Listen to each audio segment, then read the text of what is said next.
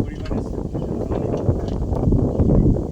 এবার অনেকে বোঝে না, এবার অনেকে আবার তাড়াহুড়োর মধ্যে বেরিয়ে চলে যায়। হ্যাঁ, ঠিক আছে, এবার মানে মনেই থাকে না যে হেলমেটটা রাস্তাঘাটে কখন কী হয়ে যায় বলা মুশকিল। বলা মুশকিল।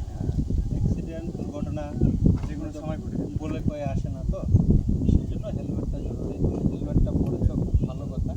হেলমেট আমি সবসময় রাখতে এবার তুমি হেলমেটের গুরুত্বটা বলে দাও, যে এর গুরুত্বটা কি, পড়লে কি হবে, না পড়লে কি হবে। দেখেন স্যার, আমি নিজেই পড়ে গেছিলাম। এই হেলমেটটা না থাকলে আমি আই থিঙ্ক ডেড হয়ে যেতাম।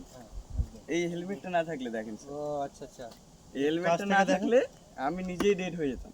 এই যে এই হেলমেটের ইয়ে হয়ে গেছে কিছুটা দেখেন স্যার, যে নিজের সুরক্ষা অ্যান্ড পরিবারের সুরক্ষার জন্য হেলমেটটা পরা খুবই জরুরি। Thank you. আর যারা বোঝে না তাদের জন্য বুঝিয়ে দেওয়া দরকার যে হেলমেটটা পরা খুবই জরুরি নিজের জন্য আর পরিবারের জন্য। ঠিক আছে স্যার, আসছি স্যার, ভালো থাকবেন। তুমিও ভালো থাকো, সাবধানে চলাফেরা করবে। আসছি।